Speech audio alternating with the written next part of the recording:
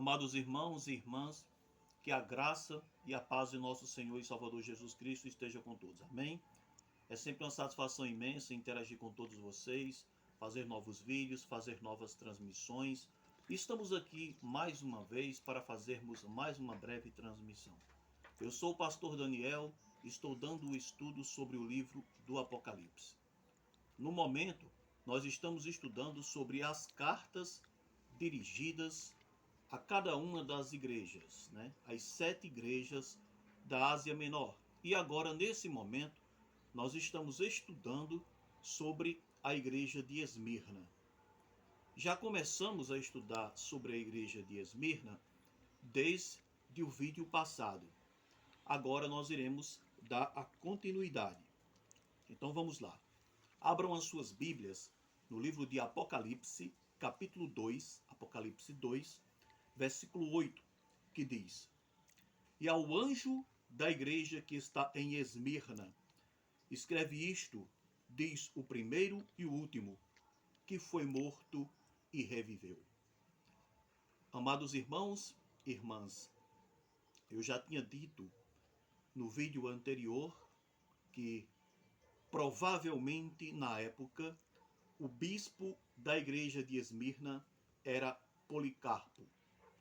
Policarpo, ele era um dos pais apostólicos, certo? E ele é estimado tanto no meio católico romano como em várias correntes do protestantismo.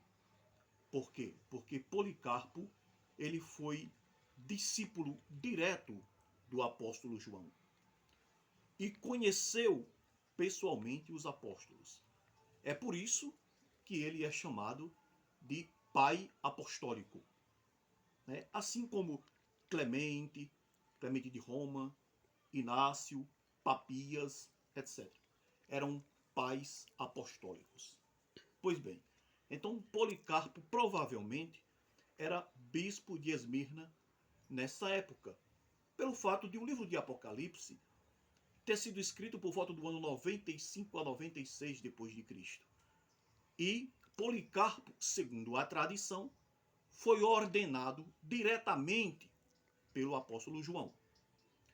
Pois bem, então veja, já tinha falado alguma coisa relacionada à questão de Esmirna. Esmirna, ela era localizada numa região que já era habitada há milhares de anos antes de Cristo. Esmirna, hoje,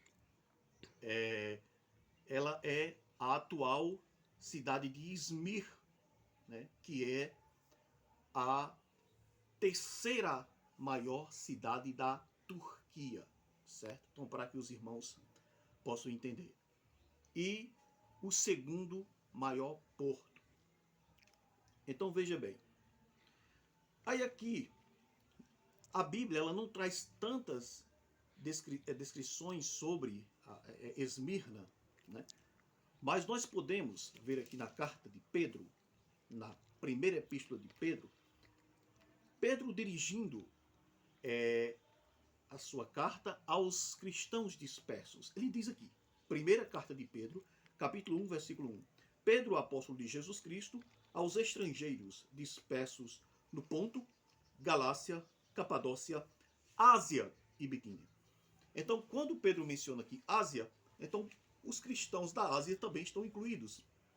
E as cartas do Apocalipse, elas são direcionadas às igrejas da Ásia. E uma dessas igrejas era Esmirna. Então, por isso que Esmirna também é incluída aqui. Então, voltando lá para o Apocalipse, veja o que diz. Apocalipse 2:8. E o anjo, ao anjo da igreja que está em Esmirna, escreve isto, diz o primeiro e o último, que foi morto e reviveu. Então, como podemos ver, Cristo se identifica aqui como o primeiro e o último. Ele também se identifica no Apocalipse como o Alfa e o Ômega. E para quem conhece o alfabeto grego, sabe que o Alfa é a primeira letra do alfabeto grego e o Ômega a última letra.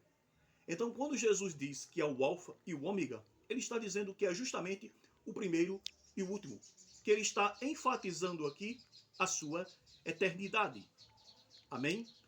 Então, quando ele diz que é o primeiro e o último, ele mostra que nunca teve princípio e nunca terá fim.